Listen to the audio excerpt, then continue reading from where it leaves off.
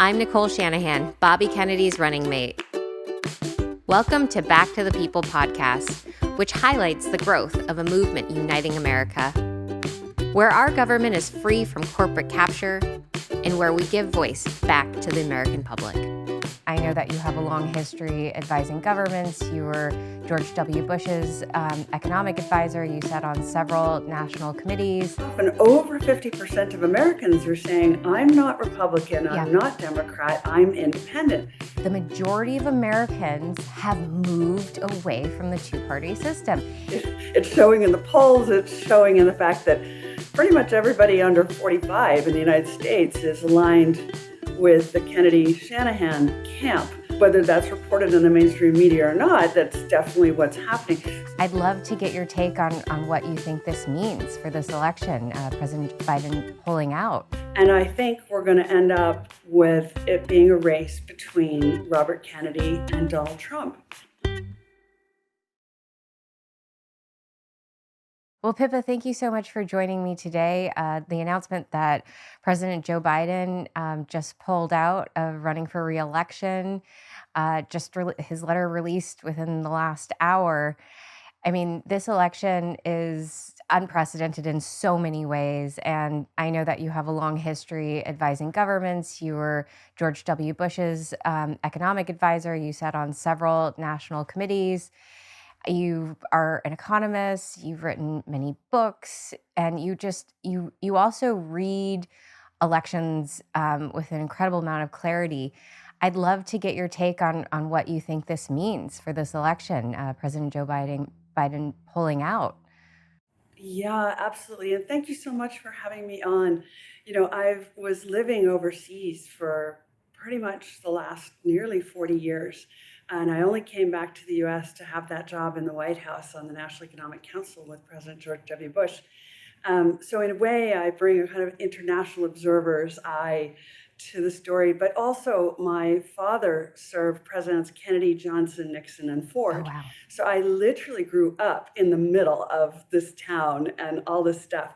So about a year ago, I made the decision to move back to Washington, D.C., and there were several reasons behind that, but a major driver was I said, I think we're about to have a truly historic race, something we have never seen before, something truly out of the ordinary. And I think we're going to end up with it being a race between Robert Kennedy and Donald Trump. And of course, at the time, that sounded completely insane. But maybe if we go back a little bit further, in 2015, I started to write about Donald Trump and express the view that I think he can and will win the presidency, which wasn't a preference, it was an observation. It was looking at the forces at work. And that's my role, is to try to understand what are the actual forces at work rather than who would I prefer, so that we can understand what are the potential consequences of this. So that's a big picture on how I've arrived at this position and paying a lot of attention to your campaign, which I still think is extraordinarily underestimated by most observers. That was my read as well when I was looking at it and I have a minor in economics, but I spent a lot of time thinking about innovation markets and what sways innovation markets, and spent a lot of time looking at what areas of innovation were getting the most financing, funding, and patent protection. And it's actually, there's a lot of analogies to looking at those trends and political trends. You can kind of watch all of these variables and indicators that indicate where sentiment is in the country. And through that sentiment analysis, you can begin to predict what are going to be the deciding factors in an election and what are the personality traits that are really going to be pulling people in, getting them out of their locked frustration. There's been a lot of this feeling of gridlock in the country and the two-party system. People are really sick of it. People are sick of big money donors. And, you know, looking at Joe Biden entering the race last year, it was very clear that his physical wellness was deteriorating very quickly. And then you start to also get indications that people might be voting against the things that this last presidency represented more so than even a candidate. And that candidate, being Donald Trump, now actually doesn't have to do much to win people over. We're also a week, I mean, it's not even been a full week since the attempted assassination of former President Donald Trump, and that obviously changed things as well. So we have all of these things that have happened over just really the last few weeks that have really fundamentally shifted the equation. And it's happening very, very quickly. And, like you, I've been, if we're putting bets on things, I really did see Robert F. Kennedy's run as this kind of background energy, like you said, that's really underestimated. And it's only underestimated because independent candidates have been underestimated in the past. But that doesn't mean that it lacks rigor and it lacks credibility. And so, yeah, I mean, that was my bet. I was like, I think we bet on this third party. One, he's a great candidate. And two, there's going to be space for him in this race. Completely. And I liked how you opened just then with the analogy to the innovation markets, because what we're witnessing is it's very like a kind of big Microsoft saying, I'm not scared of some tiny little upstart company called Apple, right? Because they're so small and we're so big. And this disintermediation, this arrival of very powerful capabilities in the hands of a few people that are armed with technology and a new way of thinking can suddenly totally displace the establishment. Mm-hmm. It's happened over and over and over again in our markets. And in fact, as Americans, we love that, right? We're always looking for where's the next Apple, right? Mm-hmm. But now it's happening in politics. And why are we surprised? Like, it's the same deal. It's disintermediation. And for a long time, I've argued every single presidency is always won on a technology platform. So George W. Bush, who I worked for, President Bush, and Bill Clinton, they won on television. And you could even see, Bill Clinton won in that moment that he played the sax on Saturday Night Live. And that itself was a disintermediation, because normally you would win like on the official debates or, on primetime television. No one imagined you could win the presidency on Saturday Night Live at the time. Yeah. Then forward on to President Obama started to use this newfangled platform that nobody had ever heard of at the time called YouTube. And he raised money and everybody laughed, and Washington said, well, you can't win the presidency on $1,000 donations. And he did. And then we had Donald Trump using this newfangled platform nobody understood called Twitter. And now we have, in my opinion, we are in the midst of exactly what we're doing right now. This is a podcast presidency. Yep, I've been saying that too. It is. And it's also Instagram. And Instagram is a very powerful platform. And I noticed I have lots of boomers, and I think I'm in the last year of the boomer. So, I'm an older person too, but all the boomers are like, when is this thing going to get traction, the Kennedy campaign? And I'm like, it is. And it's showing in the polls. It's showing in the fact that pretty much everybody under 45 in the United States is aligned with the Kennedy-Shanahan camp. Whether that's reported in the mainstream media or not, that's definitely what's happening. So I think part of it is we're in the midst of a massive disintermediation that's driven partly by technology. And partly as well, it's this independence movement. And I've been talking a lot about Independence Day with a T, meaning for the first time in history, we're seeing, and depending on the poll you take, but something quite often over 50% of Americans are saying, I'm not Republican, I'm not Democrat, I'm independent. Well, I think that's connected to the tech revolution, because as more people feel more comfortable leaving the big corporate that they had been working for, and they're starting to work a kind of portfolio career where they say, well, I'll be a consultant to my old boss, that big corporation, but I'm also going to work on my own startup, and I have a friend, they've got a startup, and they create a portfolio of activities which makes them independent. And that independence that technology allows us is affecting the thought process around politics. So that's a different disintermediation as well, and they're all converging. So I think this old story that an independent can't win because they never have doesn't work anymore. An independent can. The pathways are interesting and tricky. We can talk about that, but it's no longer impossible. I think a lot about the algorithms behind what's driving podcast uptake. So X has been a great driver for podcast advertising, as has Instagram.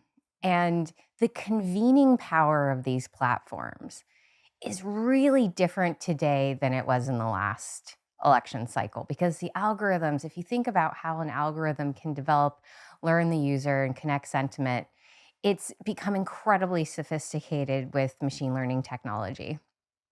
And so it's not just a one direction of, and I've analyzed this from running the campaign, my campaign and my joining the RFK ticket, is when we're looking at the landscape of convening power, and we want Kennedy supporters to be able to self organize.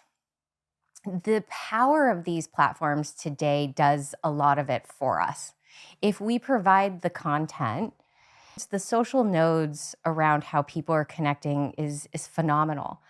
And, I don't want to give away too much of the secret sauce of what we're doing, but I will say that if you are able to tune in to what people really care about right now, the power of the algorithm does so much for you. And it actually allows us to run this campaign on virtually no money compared to the to the other two parties. People have said, well, Nicole, they only brought you in to contribute, and I was like, I've contributed virtually nothing compared to how much the other two parties have raised and how much they spend month to month. I mean, their spending is through the roof. And they could spend $50 million a month, and we may never even spend $50 million in over a year. So it's to me such an amazing opportunity to really pay attention and hone into what matters to people. And it's great because we're just organically aligned, because we are really an outcropping. Like, our campaign is like something that has sprouted out of this real frustration. And we can name what that is. It's very clear. It's the Democratic Party is playing a race to the bottom, and the Republican Party is honing in on anger, right? They're really honing in on anger, and they're doing a better job working as a team than the Democrats are, and that's why it's looking like so disorganized on the left and so tight at the RNC convention. I mean, that was one of the most impressive political conventions and productions I've ever seen. So they're working together, but I still think that they're missing something key, and that is that the majority of Americans have moved away from the two-party system. And it's because they're not ready to go to the other side. They don't want to go to the other side. They're leaving the two parties because they literally cannot tolerate the tone of political conversation today, and the complete absence of discussion of what really matters to people. And which is why I was excited to chat with you on issues of the economy and hope and the these human factors that drive economic abundance. And that's where we want to be as political leadership. Is we want to we want to bring back that faith in the American experience that leads people to proudly raise the American flag for themselves, right? To say, I am proud to be here, and I am proud to endeavor each and every day to go out there and lend my talents and skills to build the abundance of my family, contribute to my community, and love my neighbor. Well, yeah, I've written a couple books on leadership, and there's certainly one thing that really matters, and that's authenticity. And there's been a strange lack of authenticity, um, particularly on the Democrat side. And it's hard to deny now when, we have a poor president who, is clearly suffering and surrounded by people saying he's fine, it's all absolutely fine, only to reach the point where everyone can see it's not fine. And the lack of authenticity around that has been a dagger. And it translates beyond his health. I mean, that's how they treat our Yeah. economy. That's how they treat our position globally and in foreign affairs and policy abroad. The one that I always picked up on was inflation. Yeah. And again, I was so struck early on by Robert Kennedy talking about inflation. And I'm like, finally, someone's really discussing it, because there'd been this kind of strange gaslighting, like as if you were imagining it. And the data says, no, it's not really real, but it is real. I wrote a book back in 2016, 17, basically saying the bailout of the banking system when we had the global financial crisis, we did that by flooding the markets with free money, with zero interest rates, because we wanted risk taking to come back. But the price for that would be the return of inflation. And it took a little while, but inflation has definitely come back. And with it, it always walks hand in hand with geopolitics. And that's exactly how we now find ourselves in a very complicated global geopolitical picture, which I'd love to get into during our time together to help understand what is the actual geopolitical landscape versus the one that we're shown. And the gap between them started to become so wide, the gap between my personal experience of inflation and what I'm told, between the story of geopolitics and what I'm told. And this authenticity gap, I think, is at the heart of why particularly younger people are looking for an alternative, a more real alternative. Hmm. Well, let's jump into inflation then. And I really appreciate you highlighting that there is a certain insanity in how far off the mark the communications from the White House have been from the truth. It's really astounding to me that they feel so emboldened to lie so blatantly to the American public that the American public can't even reconcile it in their mind, and then the individual household feels that they're somehow this outlier because they're suffering, because their experience is so different than what they're being told about the stability of the economy. And you're right, it's this gaslighting, and it's happening across so many different categories of the function of government. So I appreciate you saying that as an economist, that it's so absurd to see the figures that they're releasing, how they're misrepresenting those figures, and how it is so far off from the lived experience of hundreds of millions of people. Yeah. I would phrase it a little differently. I don't think it's honestly that they're lying, attempting to lie. I think it's more that it was a very difficult situation. There were almost no avenues out. They chose this avenue of let's allow a little of inflation to return because we're so amazing and have so much control, we can decide how much. And I think that belief at the Federal Reserve, amongst the intelligentsia and establishment, was really strong, that we could just have a little bit of inflation, which would help get rid of this terrible debt problem, and it would stimulate growth a little bit, and then we can just turn it off, and we'll just raise interest rates later, and it will be fine. And even now, it's really difficult for anybody to acknowledge that they might have had a part to play in creating the inflation. And so instead of figuring out, who's to blame, because honestly, on almost every subject, we could have a big conversation about who's to blame. And I think one of the things I've really appreciated in listening to Robert Kennedy is his awareness that blame is not a useful game. That it takes time and energy, it doesn't get you ahead. The main thing is, okay, how do we fix this? Yeah. And remember, at the time, the view, and I remember when I wrote my book, the totally agreed view was inflation is dead and geopolitics is done because we won the Cold War, and so we'll never see geopolitics again. And those were very much the views of the winner. And it was like, Well, and if the a belief. global economy is reliant on the US dollar. Yeah, and that we're the center of it, Right. and nothing bad can happen. But the reality is the US economy is incredibly responsive and incredibly innovative.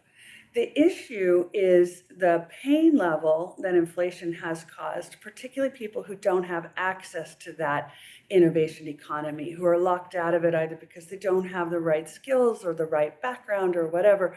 And so it's important to acknowledge these are genuine problems. Prices have risen very dramatically, and anybody going to the grocery store sees it, feels it, it's very real. So the question is, okay, what are we going to do about this? And I think the honest answer is this is not something that can be fixed anymore with interest rates. This is something that can be fixed with innovation. So luckily, the US is just an incredible place for innovation to happen.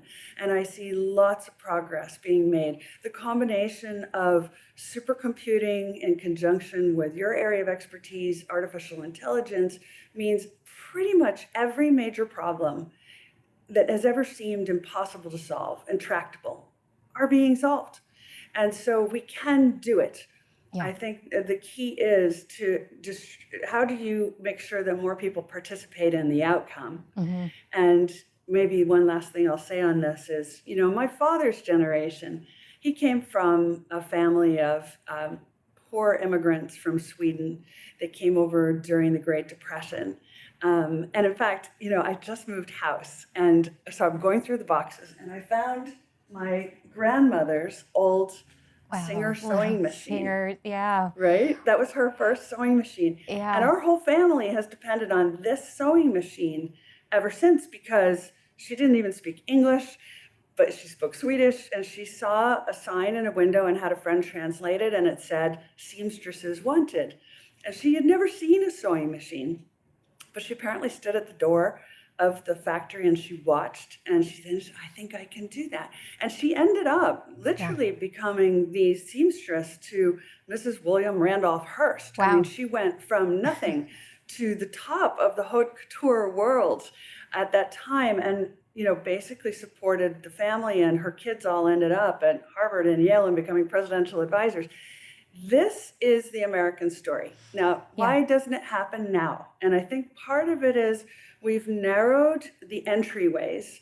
So this idea, well, you have to have gone to a certain kind of college, and you have to be part of a certain network. No, we need to open the doors to everybody, because intelligence and brilliance, insightfulness is distributed throughout the whole population. It doesn't just reside in those who happen to have gone to a good university. And so I think there's a problem that we could fix that has to do with, who we allow. It's widening the pipeline, allowing more to participate.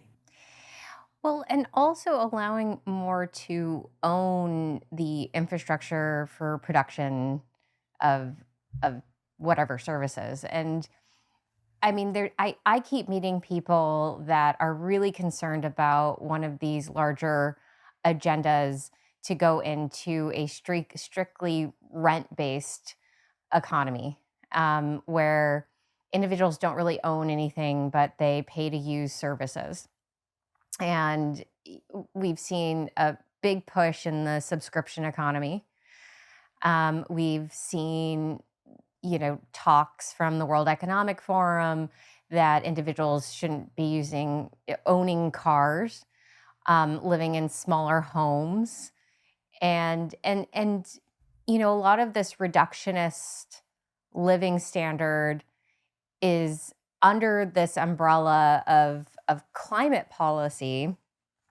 But how do we balance these two? Because if was it your great grandmother that My grandmother. your grandmother, so if your grandmother had to pay rent each time she used the Singer sewing machine and had to pay 30-40% to the owner of that machine each time, it would be much harder to advance oneself in this country. And my concern is that, and I think Trump is really speaking to this concern effectively, which is people want to know that they're still going to be able to own homes. People want to know that they can still afford equipment, produce abundance on their farmland, get access to the loans that will allow them to start businesses, cover the capex of starting a business. I mean, this is where I see a fundamental tug of war between the left and the right now. You never hear the Democrats talking about that, ever. You do hear the Republicans talking about it because it's part of a larger liberty agenda. And if you're able to extract yourself from that and just think objectively about what is best for productivity in this country, would you make the argument that being able to own this equipment, that moving towards this rent-based economy is not the way to increase abundance, right? Still sticking to these fundamentals of individual ownership. Is that an argument that you would stand by, or do you think it's kind of, am I missing the mark on this? No, not at all. Look, the economy ought to offer an abundance of choices about when to rent or when to own, when to buy your own Singer sewing machine or when to rent it from someone else. The point is to have a diversity of possibility. So that's the first thing. The second thing is all of this is coming from a place of scarcity, that there's not enough to go around, and therefore we have to do things in a certain way. But I come back to this moment in history where the combination of supercomputing and ever faster, more capable problem solving means that abundance is literally unfolding in front of us. And I've talked a lot about certain stories that are not really in the public domain, but they need to be. So, for example, when we think of energy, we think, okay, oil and gas, all kinds of views about whether we should be using it or not, but bottom line is that's the main thing we've got. So we're using it.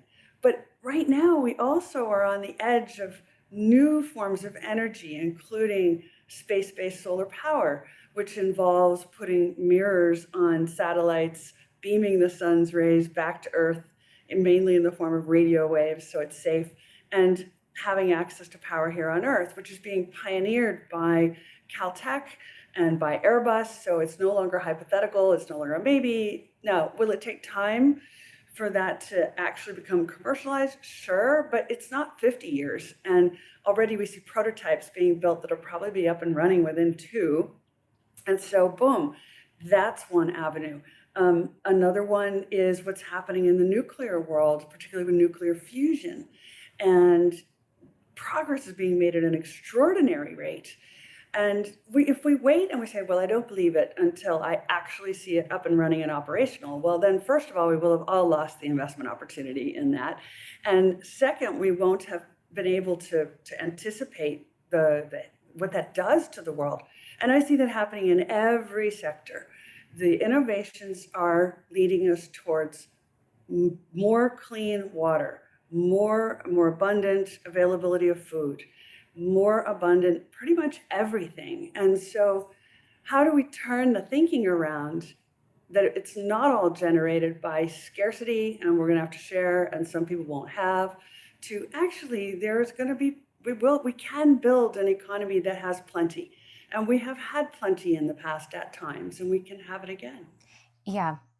You know, I have spent my career in innovation and technology and AI, but I actually find myself spending most of my time these days thinking about food and water production and resources and metabolic health. And that's an area that I actually do see problems with that narrative, Yeah. because I see lots of positive, direction in nuclear. It's every few weeks that there's somebody that's come up with a new reactor technology. I mean, that area is taking off so quickly. I'm not worried about energy, but what I am really worried about is pollution, lithium and cobalt and nickel mining. I'm worried about mismanagement of water resources in California. There's a plan to cut 40% of water to California farms. So they're going to be taking out of production 40% of our farmland. And, talking about where households are hurting the most right now is people feel like they can't afford real food. The availability of real food is going down, it's not going up. And there's this, again, another agenda to push people away from nature produced food to artificially produced food. And that's leading to a metabolic health crisis. And so while I see innovation happening everywhere else, and to be fair, I've been spending a lot of time with regenerative farmers, and they are some of the most inventive scientists and engineers I have ever had the pleasure to meet. And I have met so many. I mean, I was working in patents, so I was constantly churning through like my day was meeting and talking to engineers and reading patent portfolios. So that being said, I'm far more impressed with the innovative thinking I'm seeing with land stewardship. And that's the part of the economy that I don't think that we have figured out how to model. And I keep, I can do it from a household perspective of modeling it, of how far it takes to get to a grocery store to get a fresh avocado or a fresh loaf of bread. And then the price of that bread and avocado and what the nutritional content in it. So it is possible to economically model it, but I don't see that modeling happening outside of our campaign right now as it relates to overall fiscal policy and healthcare spending. We spend $4.6 trillion on healthcare, government healthcare spending in this country, and we are one of the sickest countries. So that's the piece where, like, yes, I can get excited about supercomputers and quantum computing and energy all day and every day, but the thing that continues to worry me is that when we talk about innovation, we're leaving out this metabolic health renaissance that I think is so economically important for us to think about critically. Yeah, I totally hear you. I don't see that the two can't go together. The question is, why is the innovation blocked or not permitted? What's the system that doesn't allow these alternative ways of doing things to progress? And that's not just in terms of land use and even soil management. That's also the whole medical profession, which I find so fascinating that they basically like, oh, nutrition has nothing to do with your health. I'm like, wait, what? How is that even possible to have this view in this day and age? But we still have a kind of medical profession in America that seems to think that your nutrition is somehow unrelated to your health outcomes. So that's a conversation. But should we be able to make progress on that front, then do we have the means to to deliver a better outcome, all I'm saying is, yeah, that's totally possible. And I guess that's what you and Bobby Kennedy are doing, is trying to change that conversation, open people's minds to a different set of possibilities that could be pursued, that aren't impossible. It's not that just because we've always done it this way that we have to always do it this way. I think it's also one of the most overlooked opportunities economically. Just speaking strictly economically, if we bring back the economy of the American heartland through real food production, and you know the power of branding as well. I mean, there's something really unique and special. I oftentimes will tell people this. I'm like, look, the Chinese hold so many US treasuries. They could literally buy anything they want with like anything they want. And what they're choosing to buy is American farmland That's right. for hog production. 30% of the United States hog production is Chinese owned. Yeah. So if they're putting, you know, value on American farmland, and that is what they're prioritizing their purchasing power on, and they're seeing that as adding to the value of their nation and their nation's productivity, why are we missing it? Yeah, it's a really great question. This is a really fascinating subject. This whole question of the relationship with China. Bottom line is, China doesn't have enough arable land to feed its people. So no matter how much technology they might put into the land they have, it just doesn't meet what 1.3 roughly billion people actually require. And they are reaching out to the entire world economy in their search for protein, for sustenance. And so, yes, American farmland is incredibly productive, but they're on a global search for these assets. Um, but it's actually quite important because America's usually been the farmer to the world. Yeah. Like, we forget now that, back in the early 1970s, the US bailed out the Soviet Union when it had a near famine. Usually we're the ones who have the cornucopia and overflowing abundance to share with the rest of the world. And we're not sort of thinking in that way these days, and the rest of the world's coming to the farmland that we have.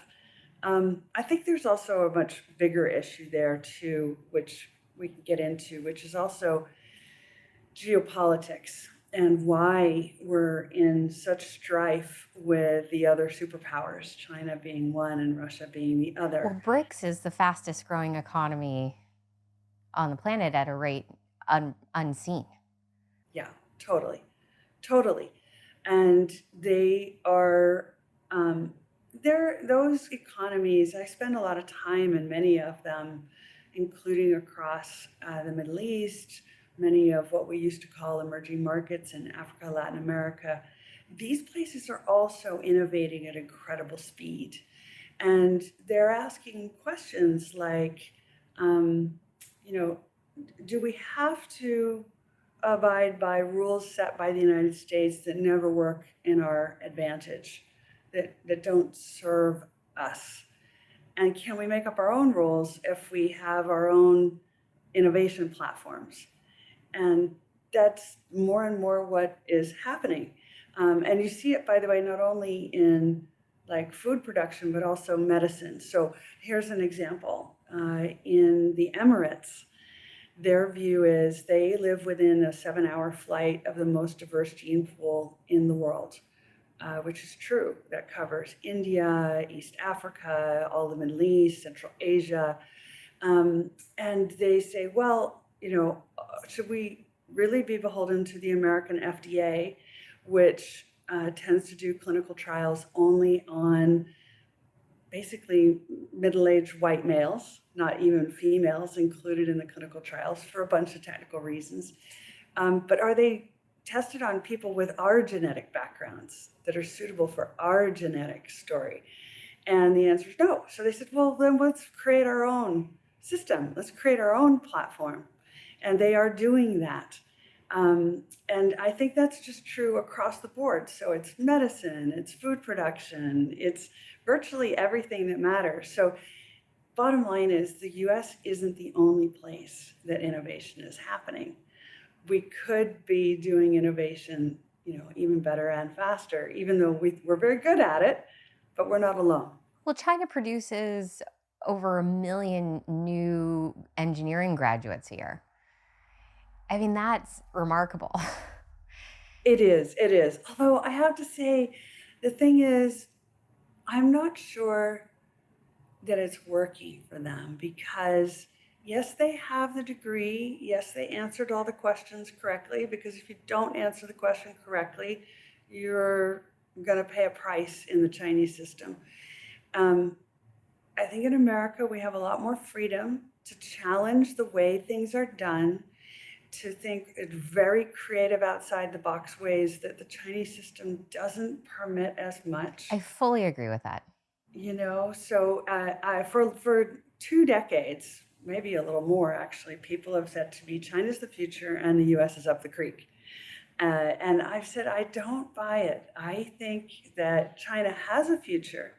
And the U.S. is absolutely innovating in an incredible way, and it's not up the creek. It's a leader in the world.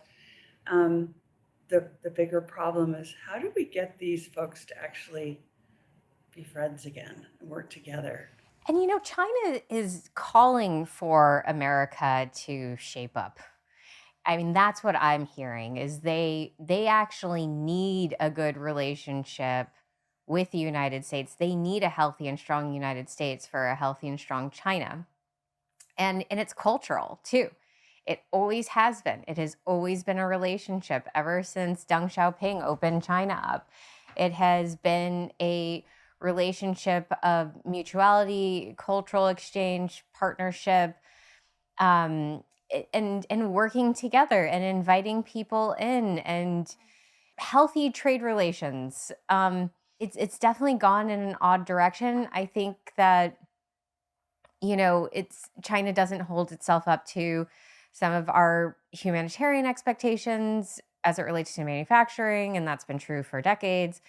China also doesn't abide by some of the climate related objectives of the United States that the United States is holding itself to, and that European nations are holding themselves to. So I wanted to get your opinion on this, because one of the things that I keep hearing time and time again is that this goal of net zero is really hurting the United States' economy, because it focuses on carbon myopia in a way that is not long-term actual sustainable to our economy, and it actually doesn't produce the environmental benefits that we're hoping for.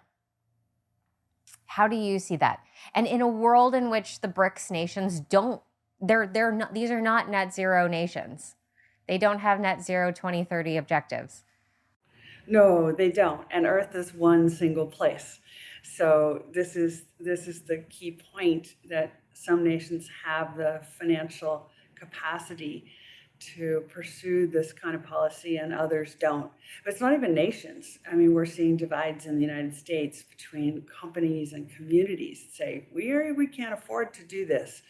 And we don't even buy into, is this actually true? Versus those who take a different view. So what I see universally is there is a massive effort to find alternative ways of doing things, so that there are choices about how to make progress. I think that the bigger issue with China is, as you say, they need to be in collaboration with the United States. Their economy is not in good shape. They are having really, really serious problems. And it's not just And they're having health and mental health and fertility issues. I mean, all of Asia is being hit with population collapse. And, from what I'm hearing internally, and this is from years ago even, that China is having a fertility crisis as well. Yeah, absolutely. And again, what's the causality behind it? We could get into that. Was it that they allowed the pollution to run rampant and they had no controls on what a human got exposed to? There's a long list of possibilities. But again, let's step back for a moment. So what we have is a China that's in really serious trouble. They are aligned with Russia in geopolitics, which puts them on the opposite side of the United States. Some things have happened recently that I think are a little bit encouraging. So one of them is that as soon as President Putin threatened to use nuclear weapons, President Xi immediately came out, like within an hour, immediately came out and said, no nukes, constructive talks, truce, like we don't want to go there. And so that's made it a little easier for us to start having a dialogue with China with a view to how do we solve these problems in geopolitics so that we can get back to conversing normally and move back into some kind of trading relationships that, again, are normal. And I do think that we, prior to this realization that President Biden, isn't going to be the nominee and might have issues that raise the simple question, who's in charge? That we have been moving towards a resolution on the biggest geopolitical issue, which is Ukraine. And let me just back up a little and explain this, because the media story that we've been presented is there's been one big war, and that is very simple. It's in one location. It's in Ukraine.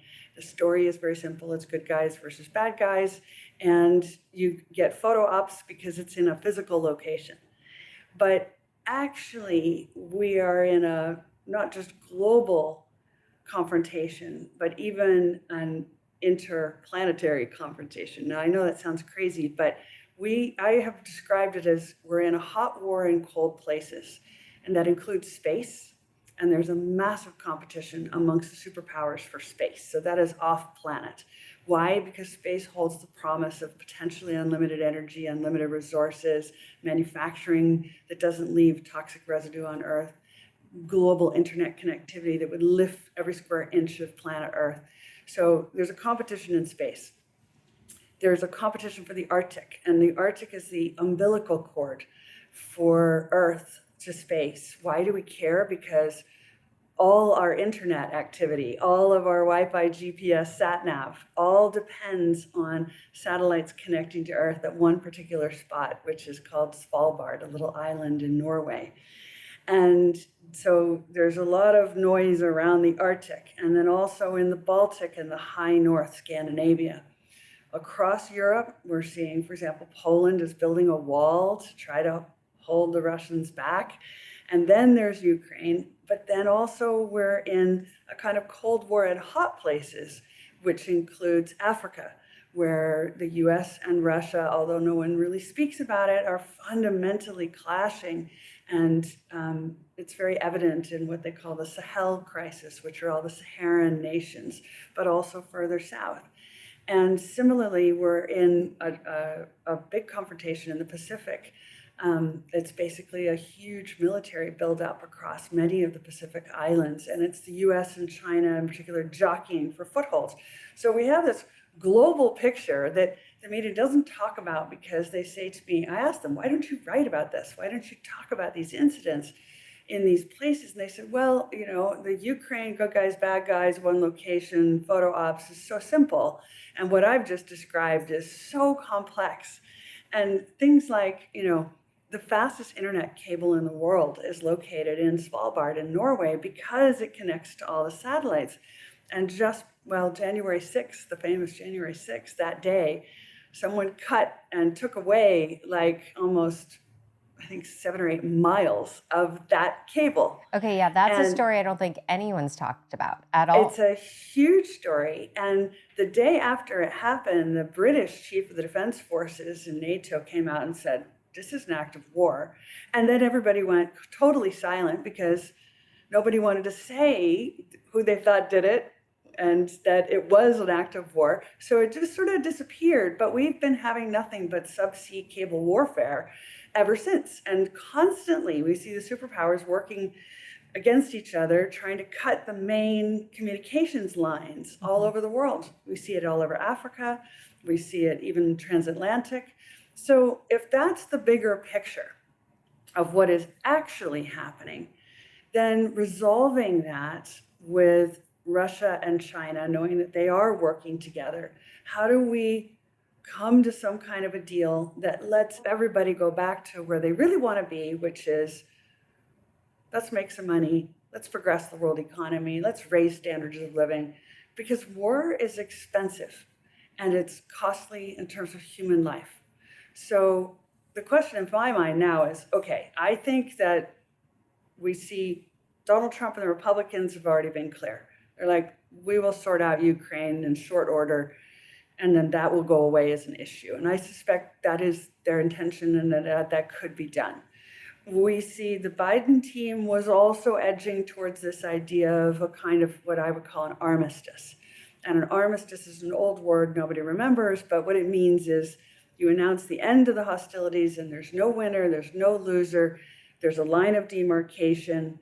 And this is important because in the current situation, nobody can declare themselves a winner. There isn't a winner. Everybody's a loser in the current situation.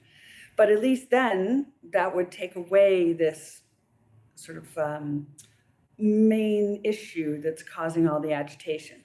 Now, what would China ask in that negotiation process? They're going to say, well, we would like some accommodation over Taiwan. And interestingly, President Trump just threw that at them in the last couple of days and basically said, well, Taiwan isn't a national interest for the United States, so kind of go for it. Well, and Biden had signaled that already as well. I agree. Mm-hmm. And so this comes down to, again, a bigger issue, which is what is in the national interest of the United States? And we need to rethink what is in the national interest, what is not in the national interest.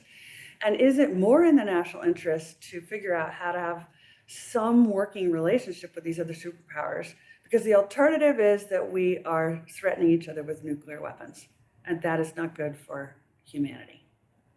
Yeah, I mean, I think that it's Russia's been very clear about its objectives with Ukraine. They have been clear that there are regions on the borderland with Russia that connect down into the Black Sea that give them access to a port year-round. And they've been very, very clear about this. The news doesn't talk about it much at all. It's been, attempted through elections, because all of these regions have regional elections where they can vote on whether or not they'd like to join Russia. And many of these are Russian-speaking areas and ethnically Russian areas as well. And so Bobby's been very, very vocal on this. And he's like, we just need to stop with the good guys versus bad guys argument. And we need to get to a practical solution. And, we don't need to be allies with Russia, but we don't need to be at war with Russia either.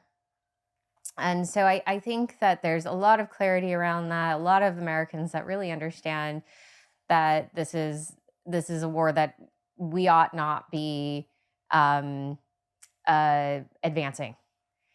And even Boris Johnson meeting with Trump, that is something I didn't have on my bingo card.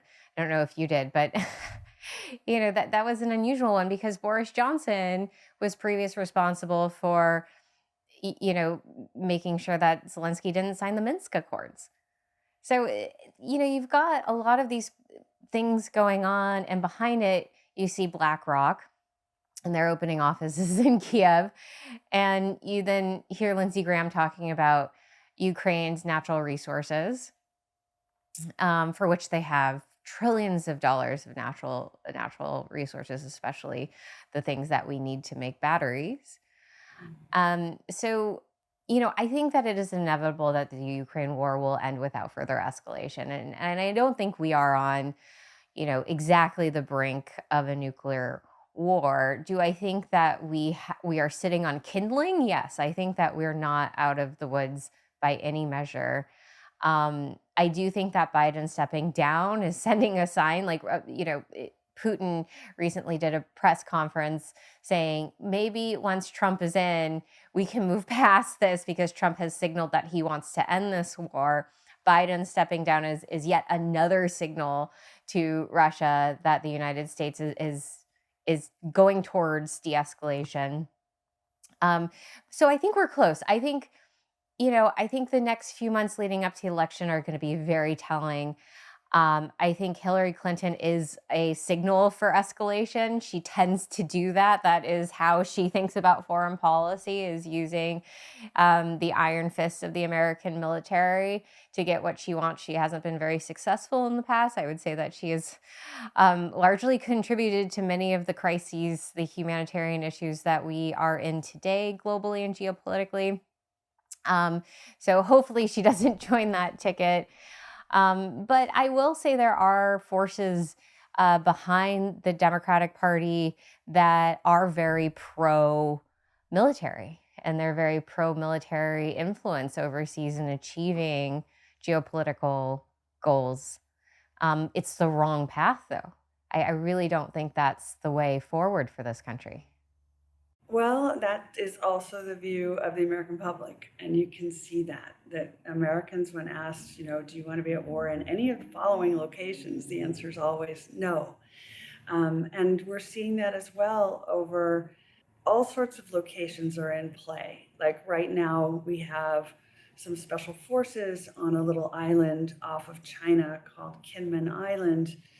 It's a part of the southern Taiwanese island chains that for 70 years we said we will not get involved there because it's too close to China.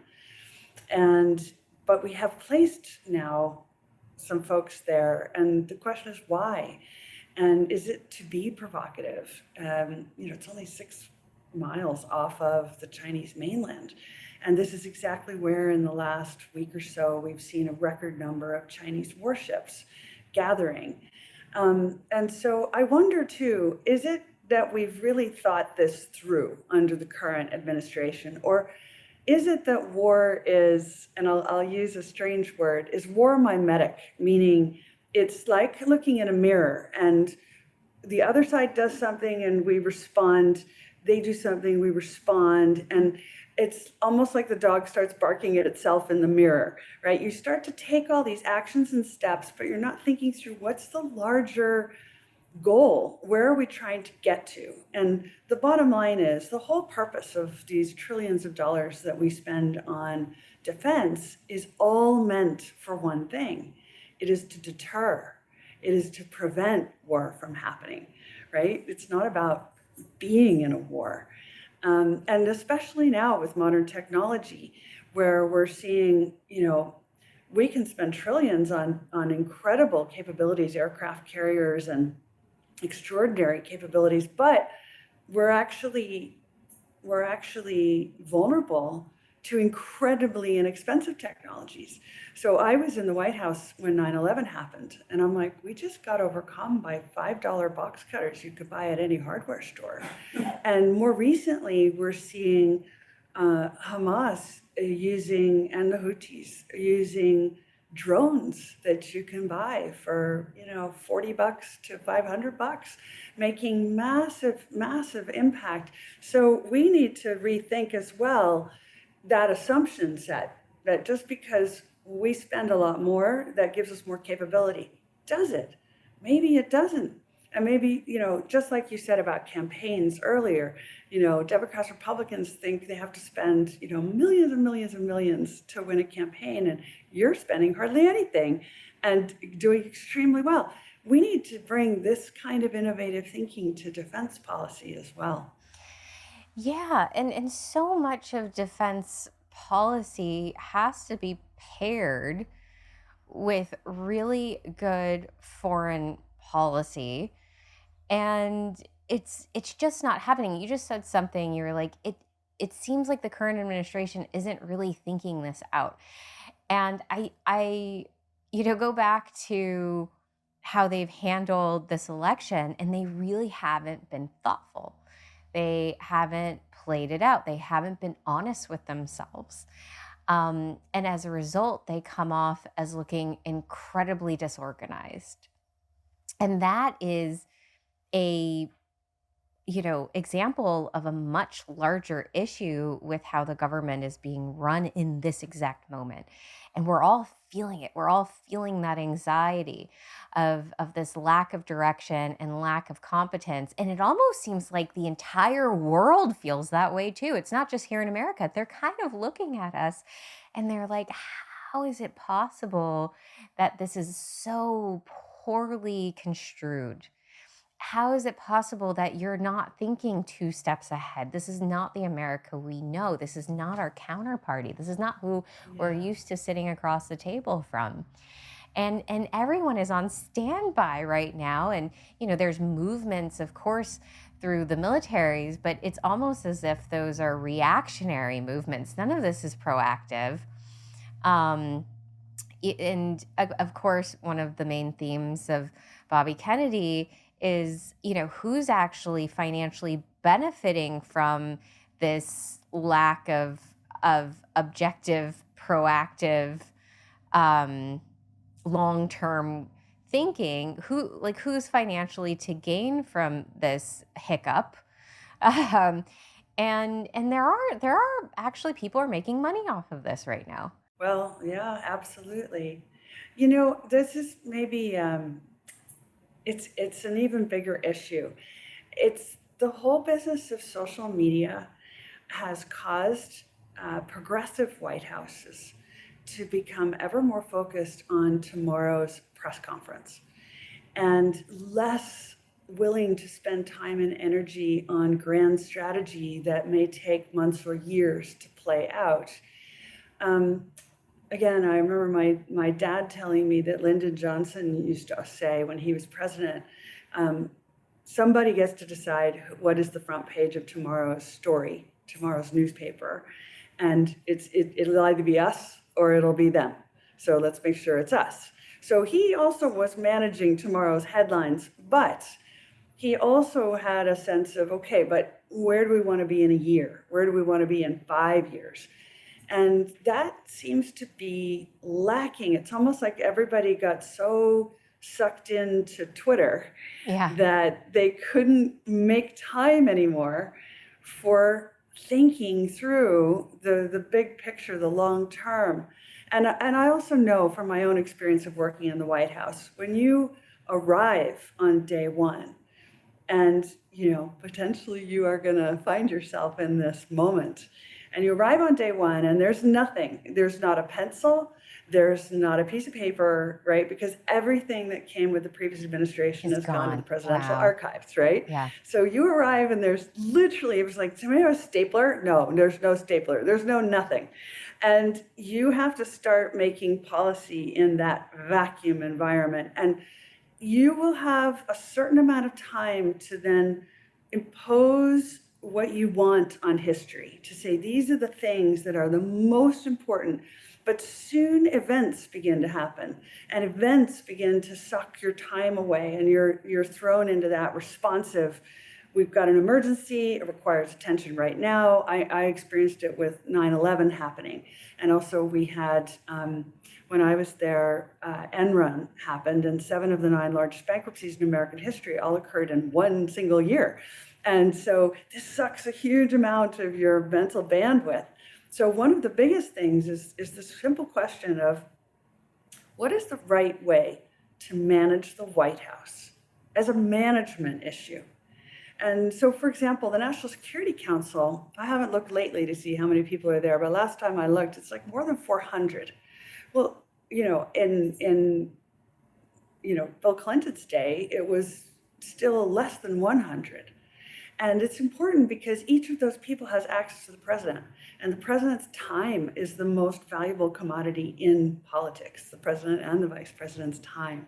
And so how will you manage that time becomes really important. And I think this White House, somehow, the combination of we know what we're doing, we were in control, the kind of hubris of long experience, combined with being overwhelmed by events and social media, created this kind of nightmare where there's no grand strategy. There's just well, if they did that, then we're going to respond. And if they did that, we're going to respond.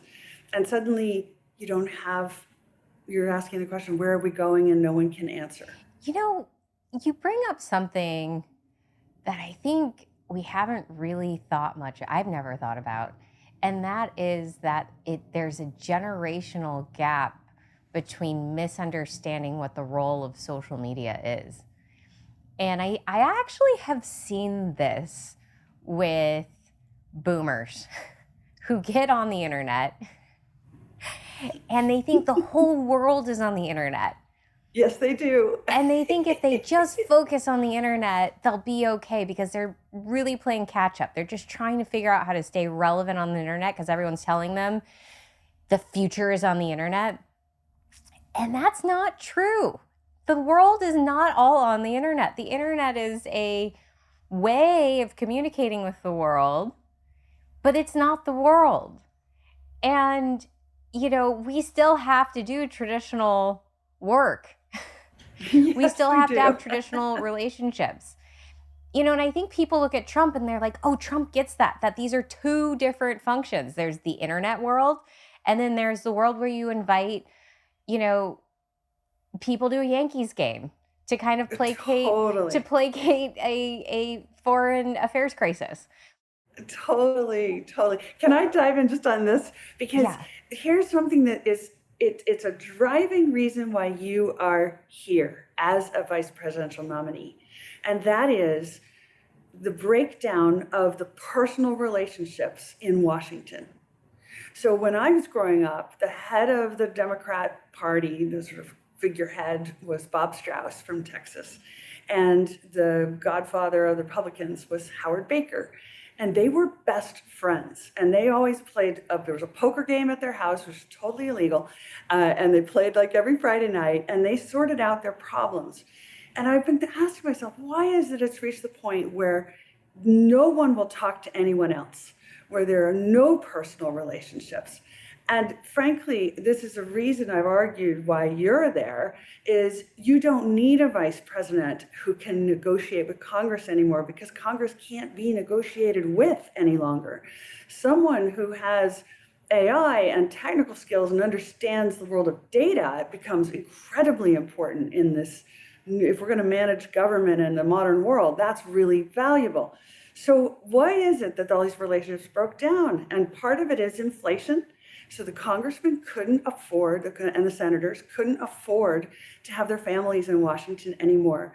And so all this kids' school parties where Republicans and Democrats both went, and they hung out, and they loved each other's children, and they're created a certain human empathy and connection that allows you to say, hey, George, by the way, on this bill, you know, we need to work on figure this out.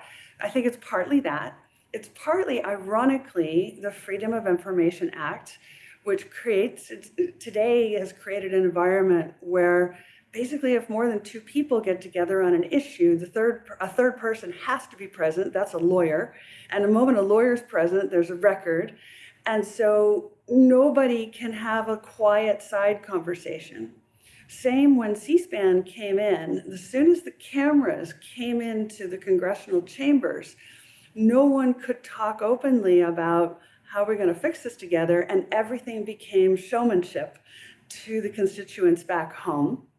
And all of that has created the reason that everybody's trying to find the sugar daddy godfather who will write a check for some huge amount of money. And my friends who still work in Congress say, you know, they don't even care about policy anymore. They're all focused on one person writes me a check for 20 million and then I'm good for the year. And so everyone's more interested in promoting their, you know, biography on Amazon than on getting to substance.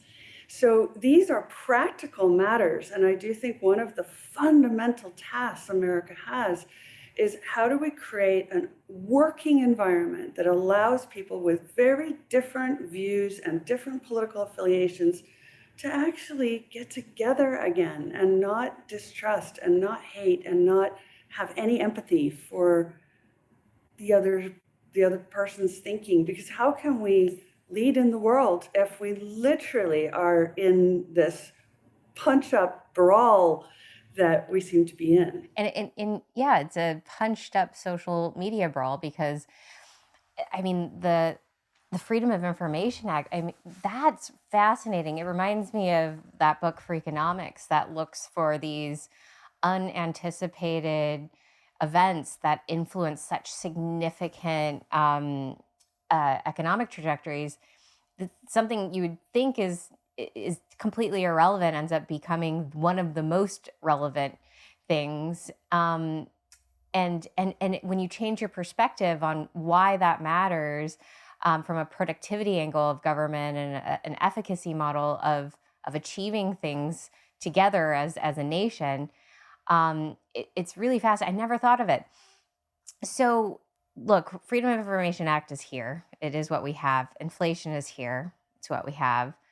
I've actually been looking at social media as a way to try to overcome that and pretend that social media is a form. And maybe this is, the advantage of being a millennial, having grown up on social media. I was one of the first people on Facebook.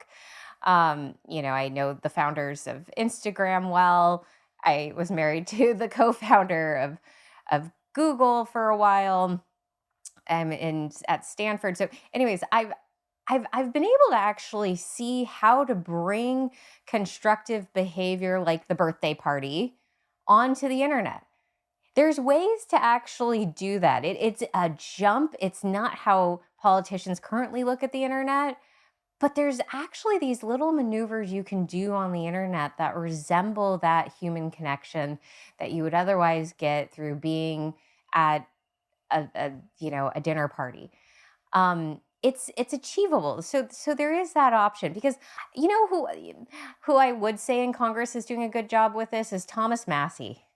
Thomas Massie actually has real relationships with people in Congress. They're familiar with his banjo playing. He has, he goes out to dinners regularly. He's very disarming.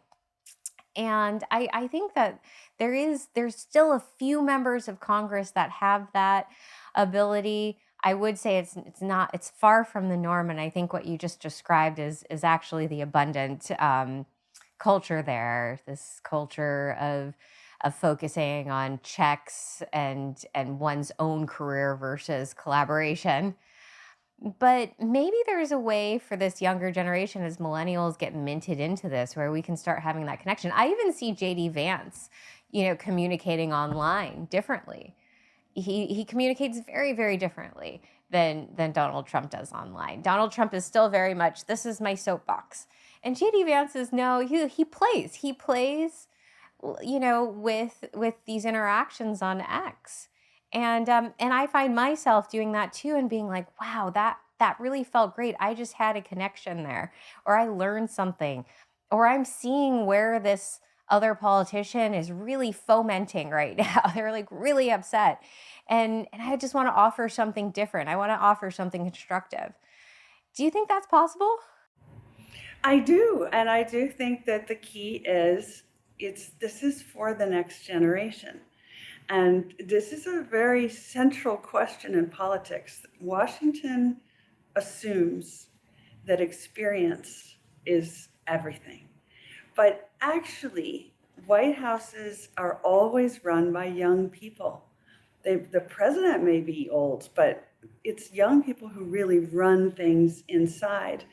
When I was there, I was one of the much older people at, I think I was 38 or 39. And that was much older, because it takes a lot of energy to be, in those roles. But again, my family, my dad became the liaison between the Joint Chiefs and the National Security Council at age 27.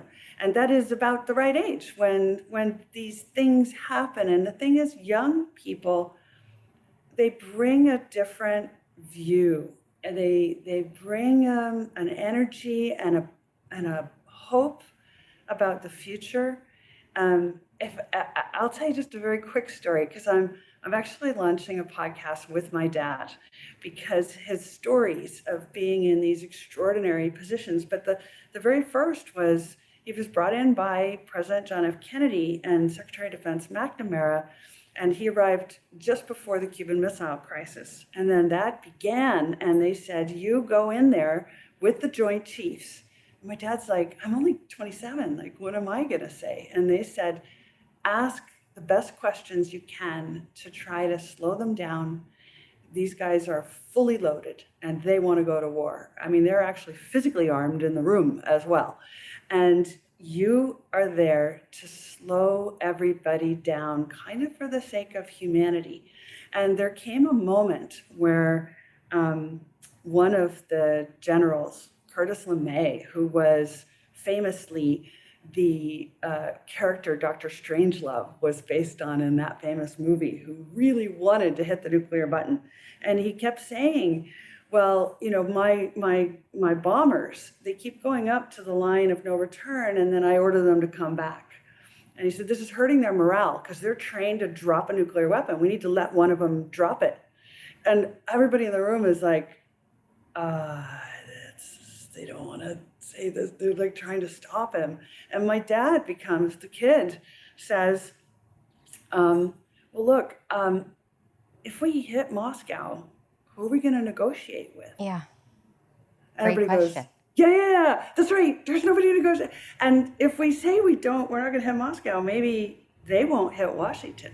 Oh, it's a great idea, right? So all I'm saying is I've seen this over and over in my career. Young people come in with hope and optimism and belief, and perhaps the lack of experience turns out to be an advantage. And I say that as someone who's worked in, around politics my whole career. And so I think that counts for something. But honestly, I have seen young people being the source of true innovative thinking. And that is what we need. So again, the fact that you and Bobby Kennedy have created this incredible movement of young people, which I think this is what first attracted my attention. This is much bigger than the youth movement that was behind President Obama. And these young people are saying, wait, we don't have to do things this way. We can make different choices. All possibilities are in front of us.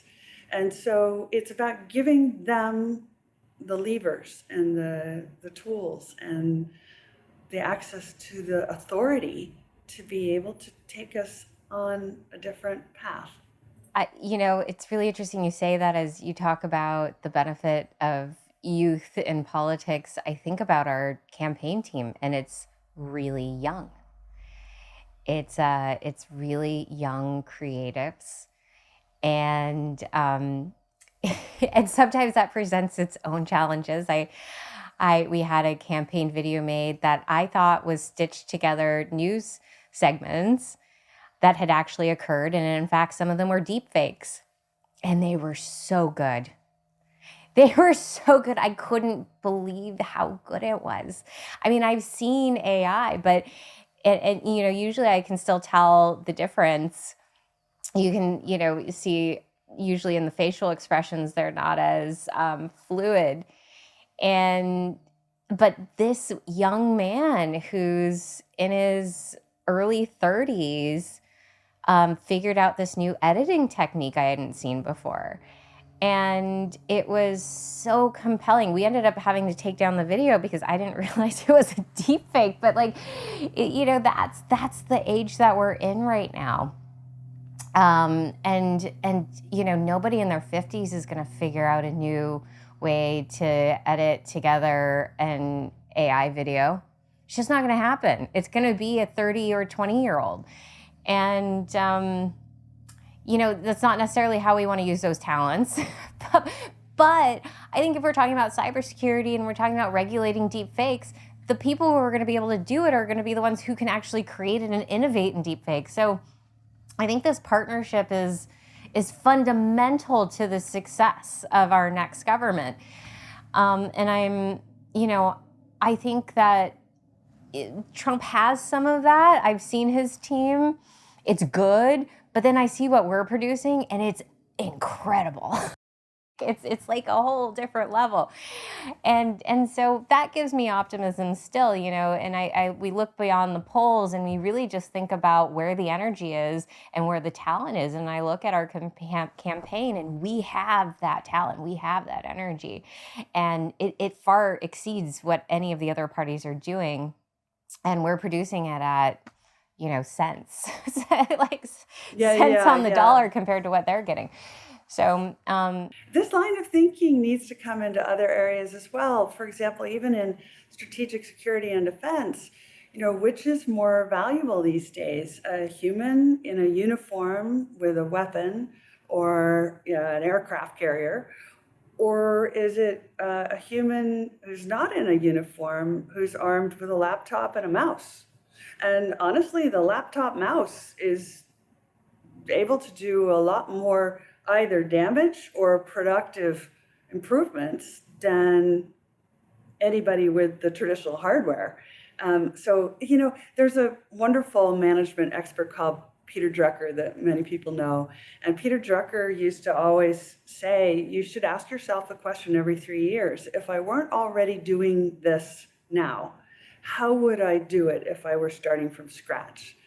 And it's a super painful question because, if you're a big organization, you've invested in all this overhead and infrastructure, but it's really important to ask that question because someone with, as you say, almost no resources, very little money, armed with technology now, brilliant people are able to come together and create extraordinary change. And so they will. And so this is the question, what will you do? How would you do it differently?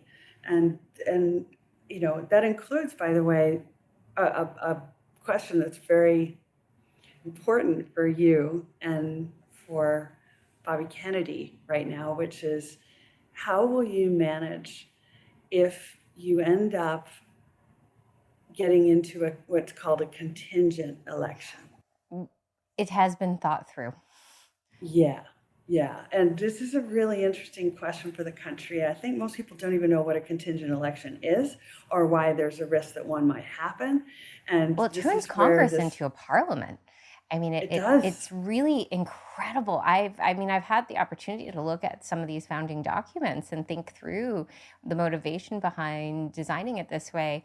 And there was a built-in backup that wasn't actually even considered to be a backup because our system was not designed specifically for a two-party system. It's become that because that's where the money has been and where, it's just how things unfolded in our political evolution, but it wasn't designed that way. We were actually designed to have both a representative constitutional republic paired with almost this background parliamentary function. It's really cool. It's quite amazing. So yeah, I've been writing about that for a little while, that basically you could be in a position where you don't have to win 270 electoral college votes. You just have to win enough that neither the Republican nor the Democrat can win 270 electoral college votes. And if that happens, then the whole process shifts from what we currently understand an election is about to this contingent process where the House of Representatives will decide.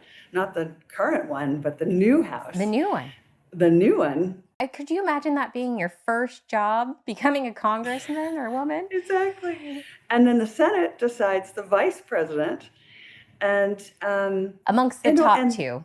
So it's really right. interesting. So they consider the top three, I believe, in the contingency for president, and then for vice president, it's the top two. Correct.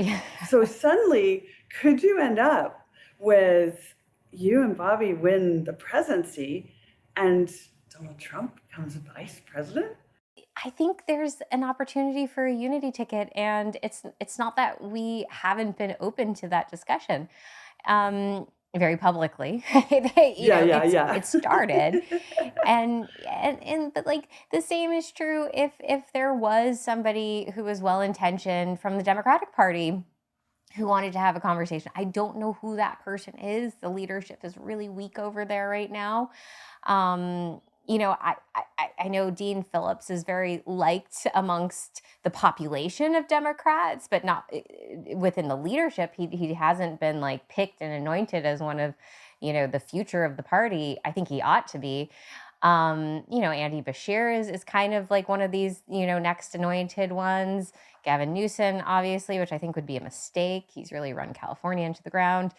Kamala Harris, obviously, but Kamala Harris is kind of part of this old guild. She hasn't really come out with anything new, young, or refreshing.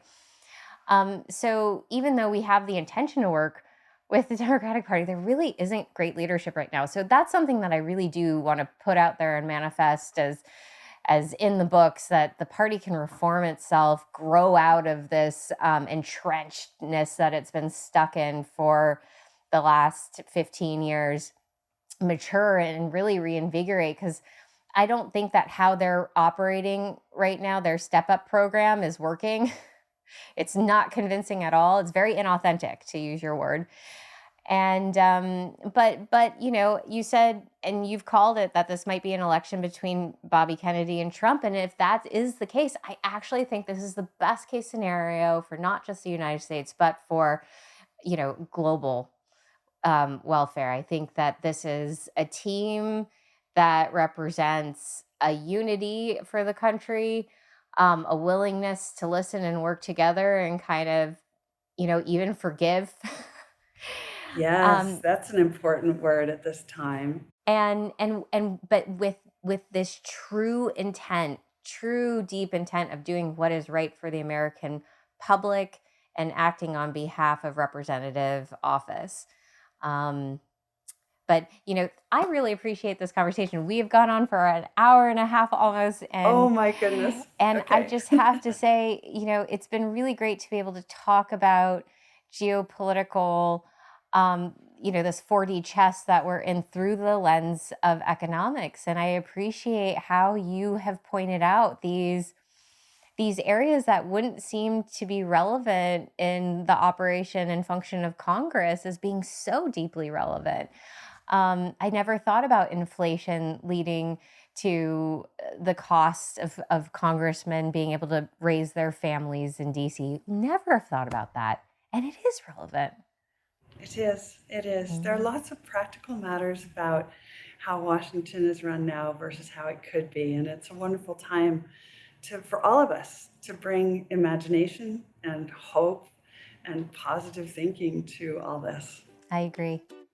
Well, you're a real pleasure to chat with. Thank you. Thank you so much. It's really great to meet you.